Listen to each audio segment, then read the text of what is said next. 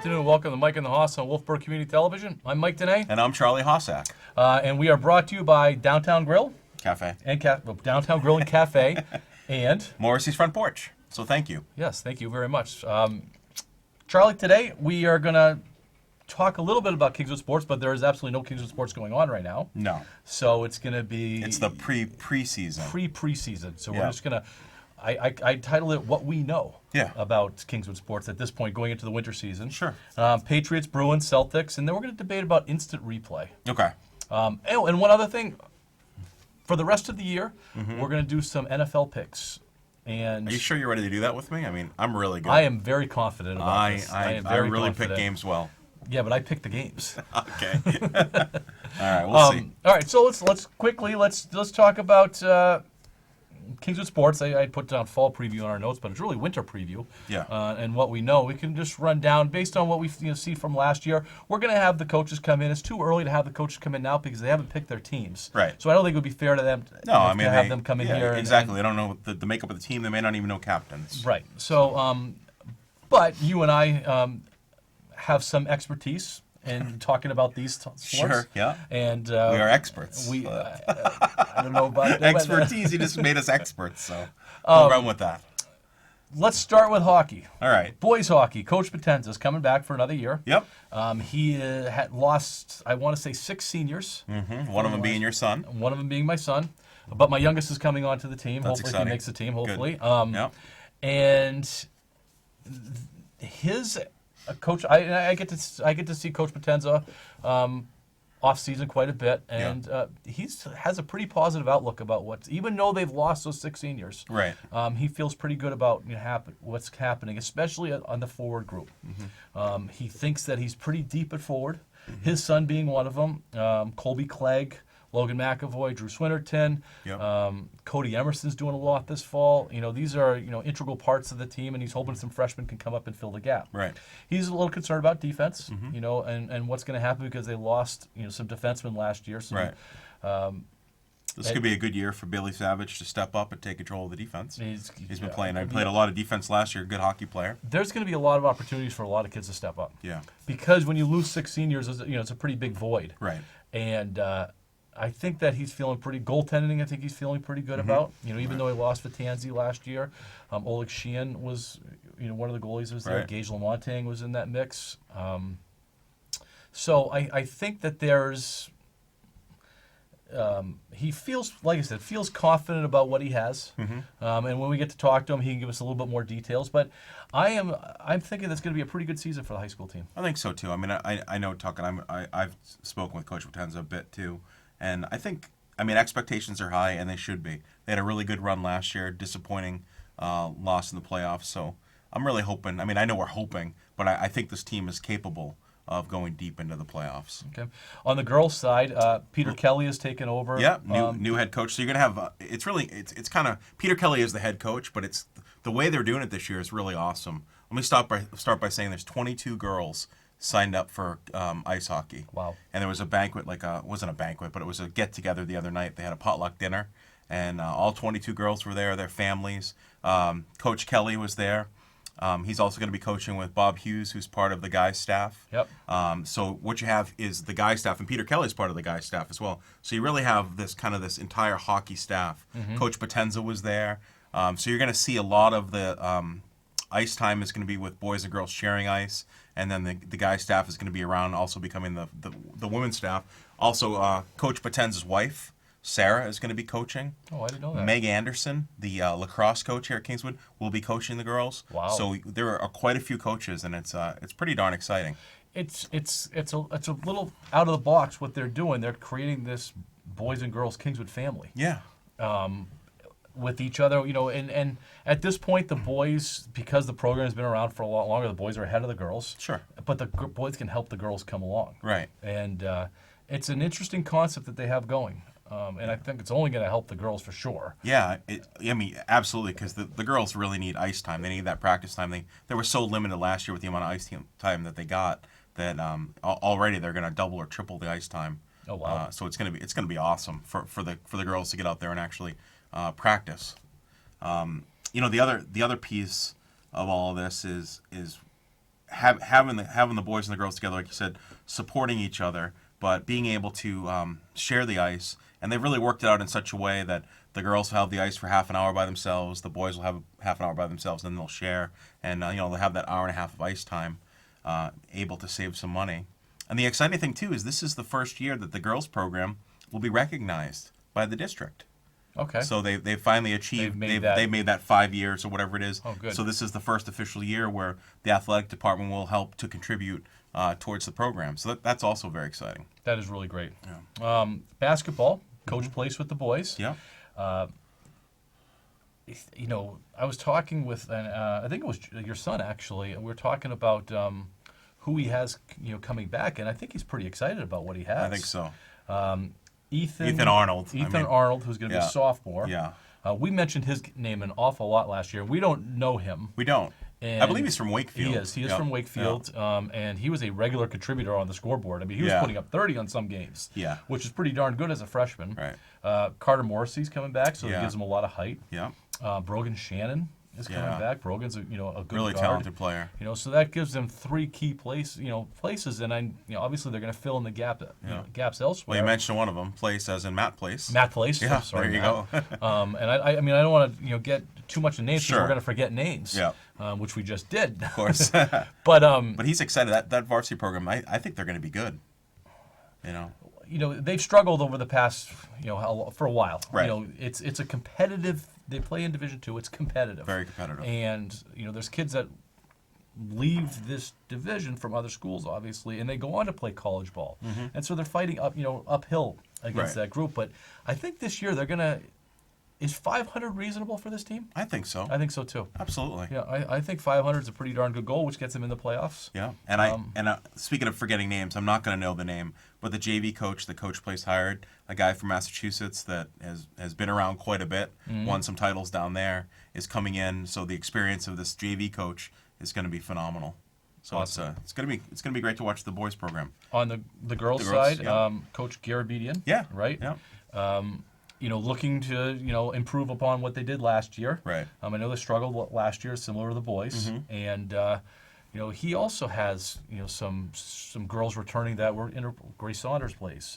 Allison Drew, and there's obviously a few others. And we keep mentioning names, but then we forget names. I know, we'll forget names. But he's got a. I know there was some concern about numbers, but it looks like the numbers are going up for the program, so that's obviously heading in the right direction. Good, that's good. So. I'm best of luck to both boys and girls teams. Yeah. Indoor track. We don't mention a lot about indoor track, but my daughter did indoor track when she was here. There's a lot of activity in indoor track. Right. It's on Sundays. They go down to UNH. They have meets. So is UNH kind of that's where they compete? That's where they compete. And I think that they do something. There's another meet at in a Massachusetts school, and I think there's also one in Hanover too. Okay. But I think UNH is the more regular one. It's a Sunday deal. They do all the events. We had mentioned a lot Devin Wade this year. Yeah. I think Devin's one of the fastest kids in the state. Yep. And he's an indoor track guy, and there's a few others too. And I know that I'm not going to name names because I don't know them, but I know the girls relay team and the boys relay team have returners this year. Okay. And they were quite good last year, so that's right. We We follow them, past the states. They went. We did that, so that'll be exciting to see. And then swimming. We don't mention swimming enough. We don't. I wish we did. I have a feeling though this year we're going to. Yeah.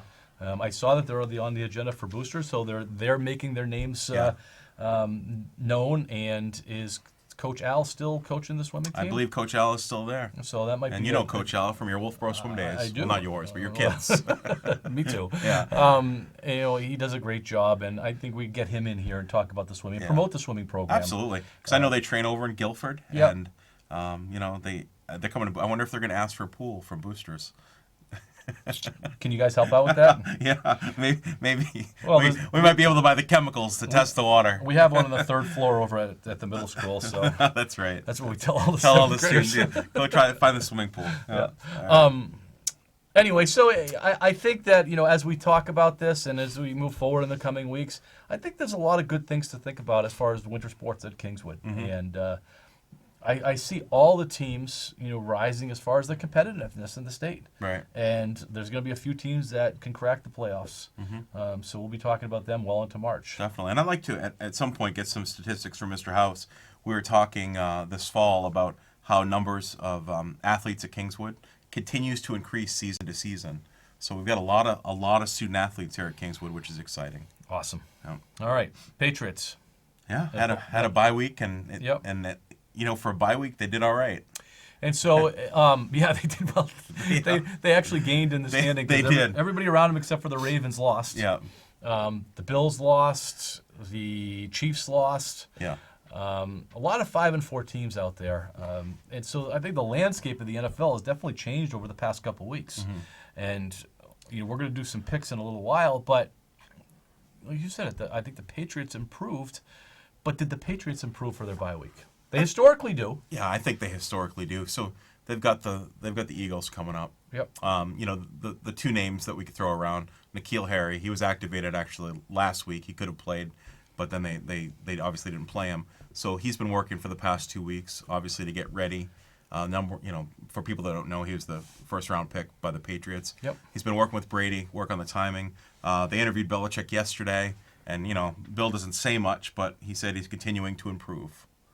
So, and I wanted to mention, there's the only name I really heard a lot about over the bye week was N'Keal Harry. And one of the things that came out that the Pats were not effusive in praise for N'Keal Harry.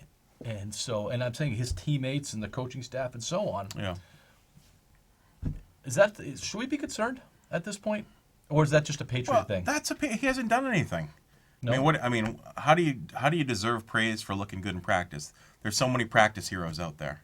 Okay. So he's obviously a great football player. He was drafted by the Patriots. He's NFL caliber. So he hasn't done anything though. Maybe he looks good in practice, maybe he doesn't.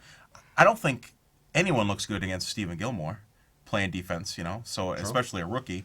So I don't think the Patriots are out there, praising and talking up rookies until they've done something. Okay, so he was eligible to play against the Ravens. Yeah. They activated him, but they did not dress him. They did, yeah. If he doesn't dress against the Eagles, at what point is there concern about N'Keal Harry? Yeah, I think if he doesn't dress this week against the Eagles, there is concern. Because he's had 2 full weeks of healthy practice. Do you find it frustrating, and you're watching other NFL games, that receivers, rookie receivers, veteran receivers, they come into an offense on these other teams, and they're immediately productive on these teams? Whereas the Patriots, and it was pretty well documented that for the last, Deion Branch was the last rookie receiver that had more than 40 catches. That's a pretty alarming. It's an amazing statistic when you think about the success of the Patriots. I don't know if it's alarming, but when it's an amazing one when you think about the success of the Patriots, that they have yet to develop a receiver that can be productive rookie year. I mean, you could say Edelman. They did draft Edelman. He was a 7th round guy. He was a former quarterback, and they took a flyer on him, and it worked out. It did. I mean, he's dynamic, and he's a big part of the success. Gronkowski, Hernandez, they've had success with tight ends. Ben Watson, they've had some success with tight ends. The outside dynamic receiver, they keep striking out. And, I mean, we're talking major strikeouts. These guys, they get somebody, they flame out of the league. Yeah. Is N'Keal Harry another one? They've never gone in the first round, though. He's the first round guy that they've gone for. And he has yet to dress. Yeah. So my question is, do you find it frustrating that the Patriots can't integrate somebody into their system? Well, I think I guess in a sense it's frustrating, but is it because of the offense that New England runs? Is it? I don't know what the offense is. I could sit there and talk about the offense, but understanding, the different audibles, the different plays. It's not like these players just have a passing tree and you're like, okay, run a slant. Yeah. Right? It's obviously a lot more to it than that.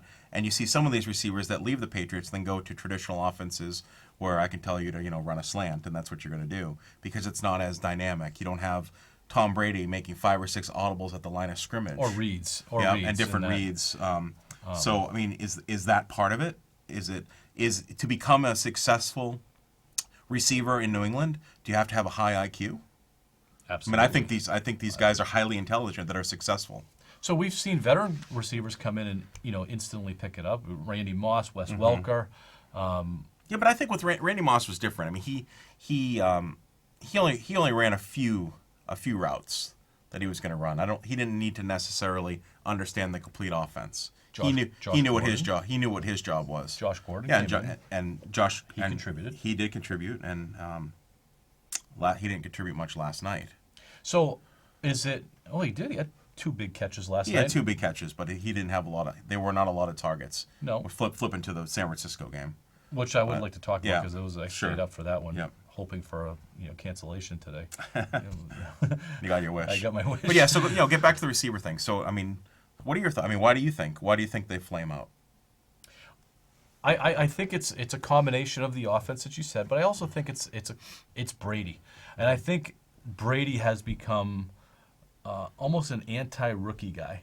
That he doesn't believe in the rookies, he doesn't trust the rookies, and I think there's a huge trust in the offense that there has to be a trust between the receiver and the quarterback. Sure. Because they got to be reading the same things. Whereas, like I said, on other teams, you run it out, you run a slant, I'll throw it to you if you're open. If you're not open, then I'm not going to throw it to you. Right. Whereas with the Patriots offense it's more of they're reading the safety. If he's, playing you, to the left side, you're going to Sure. be cutting into the right, and Yep. that kind of stuff. I think it's a sign of Brady being 42 and not having patience with working with guys, and that's not a good thing. No. That's not a good thing. Whereas, a Garoppolo or some of these younger quarterbacks integrate receivers right away. Right. Yeah, they integrate him. If you're open, I'm going to throw you the ball. Yeah. But you can't get So on what the is field. it? So what does it take for Brady to respect you enough? I mean, is N'Keal Harry, if he survives this season, does he spend the offseason, at Tom's Ranch, working out with him, that type of stuff? I think it's on Belichick to say, Tom, lighten up. Yeah. Work with these Throw guys. him the ball. Yeah. Jacoby Myers. Yeah. He showed every time that he's thrown him the ball, it's been positive. Right. And yet he still is, 4th or 5th on the depth chart. Right. It's Tom has his binkies. He's got Edelman, which is understandable. Now he's got Sanu, understandable. Yeah. Philip Dorsett, I mean, Philip Dorsett's done stuff for the Patriots, but he's not been an Right. overly productive guy. Right. Well, don't you want to see N'Keal Harry take those Philip Dorsett snaps? I do. Or Jacoby Myers, he's a bigger guy. Jacoby's like 6'3". Him to take those snaps and open up the offense, be a little bit more dynamic. Yeah. So anyway, all right. We want to do some picks. Okay. Yeah. And so this is where the plan is we're going to have 5 games each week from now until the rest of the year. Okay. I'm going to show you my dominance as far as picking NFL games. Oh yeah. And okay. hopefully you'll learn. All right. Yeah. Oh, okay. And we're going to have them on the screen. So we're going to start with the Texans at the Ravens. All right. Texans at the Ravens. So You going to start? Or am I starting? Or I'll start. I'll start with this one. All right. Right now, the Ravens are the hottest team in the NFL. Yeah. The Texans' defense is good. They're not great. The Texans' offense is good. I could see this being a high-scoring game. You got Deshaun Watson and Lamar Jackson, and nobody's figured out a way to stop Lamar Jackson right now. But Deshaun Watson, if you were going to say there's a 1-2 in quarterbacks, a Manning-Brady situation, this is early signs of one right now. Whether they're there in 4 years is a different story. But right now, they're the hottest ticket in town, and I'm going with Ravens. Okay. It's kind of an easy pick for me. Lamar Jackson, Baltimore Ravens. Hottest team in football and the biggest competition for New England. Okay. Cowboys and Lions. Okay. It's painful for me to take the Cowboys. Sorry, Tom. But I'm going to go Dallas Cowboys. Ezekiel Elliott, Prescott getting this game back on. Okay. So I am going to actually go with the Lions on this one. And all right. that is I'll put this down. Coach McCullough, I apologize for that. Yeah. He's going to be mad at me all week, but that's okay. That's all right. I think the Cowboys looked horrible the other day. And and that was a big loss for them. They lost to Minnesota, and they lost it not necessarily because of their talent, because I think the Cowboys is as much talent in the league. Sure. They are just numb in the head when it comes to play calling. Yeah. And they're numb in the head when it comes to clock management. Yeah. And if you watch the end of that game, if you're a Cowboys fan, you're just jumping through. Just frustrated. Just jumping through the television. I have no faith in Jason Garrett as a coach. Yeah. He's been there for 10 years, and he basically does what Jerry Jones wants him to do. Right. So you're going Lions, I'm going with Cowboys. All right, Jaguars at the Colts. Oh, my gosh. I'm going to say that you were right about this. You thought that the Jacoby Brissett loss was going to be huge, and I said, no, I don't think so. I think they're built. Boy, was I wrong. Yeah. Brian Hoyer did not have a very good game. He had a terrible game. I think, now it is a knee injury for Jacoby Brissett, but he was kind of a last minute, Right. deactivated. So I'm guessing that he's going to be back. I mean, it's hard to pick this when you don't know if he's going to be there. Yeah, you don't know, right. I mean, you can put disclaimers on it, but you still have to pick. I think that Nick Foles is playing for the Jaguars this week. Mm-hmm. I think he's coming back. The Jaguars are still alive. I don't know. I think they're around 500 right now. I am going to say... Well, the Colts are still alive, too. The Colts are still alive. They're 5 They're and 5 4. So. Right now, I'm going to say Jaguars. Okay. I'm going to roll the dice and say that Jacoby Brissett comes back, and Adam Vinatieri always pulls through for me. So I'm going to take the Colts over the Jaguars. He's missed 11 kicks this year. I know. Chiefs at Chargers. Patrick Mahomes is back. Mm-hmm. They have their full complement of offense. Mm-hmm. And they scored against the Titans. Good defense, but they couldn't stop the Titans, who have a not-so-good offense. Right. The Chargers' offense is significantly better than the Titans. Phillip Rivers. You get Phillip Rivers, you get Melvin Gordon, you get Austin Eckler, and then on the outside you got Keegan, forget his last name, Mike Williams. I mean, they've got some weapons. So I am saying that the Chargers are still alive and barely, and I'm going with Chargers. All right. The Chargers remind me a lot of the Browns, where they're loaded with talent and they're not able to win. Yep. The Chiefs are coming off a really tough loss. I think Patrick Mahomes is, after we mentioned the other quarterbacks, probably definitely in the top 5. Yep. I don't think Kansas City loses 2 in a row, so I'm going with the Chiefs. Okay. I got to tell you, I like your picks more than mine right now. Patriots at the Eagles. All right. I think at this point, to speed things up, we're both picking the Patriots. Yeah, they're not going to lose 2 in a row, and they've had 2 weeks to prepare for the Eagles. The Patriots win significantly. If they do lose this game, yeah, I think it's time to sound the alarms, because if they can't put stuff together this week and address whatever issues they had last week, right. I think the Eagles are legit, though. I mean, that's in Philadelphia. Yeah. So we're both on Patriots. Patriots. All right. I can't throw this paper out like I usually do. No. All right, let's go. Do you just want to put the W for Charlie? I might on this one, but it's a long season. All right. Bruins lost 3 in a row. Yeah, gosh. Just after we talked about them. Yeah, I know. I don't know if we jinxed them or not, but are they coming back to earth? Yeah, I mean, reality is set in, but I still think they're a really good team. They get some injuries. They're playing tonight. When we tape tonight, and they're missing Torrey Krug and Jake DeBrusco. That's important. It is. One of the losses was a shootout loss, so they still get a point for that. Point, yeah. They've got 3 losses. So they've got 3 losses. So it's not. I mean, 11. They're 11. They're still the top. 11 and 3. So I think they're going to be okay. Yeah. Celtics. Ooh.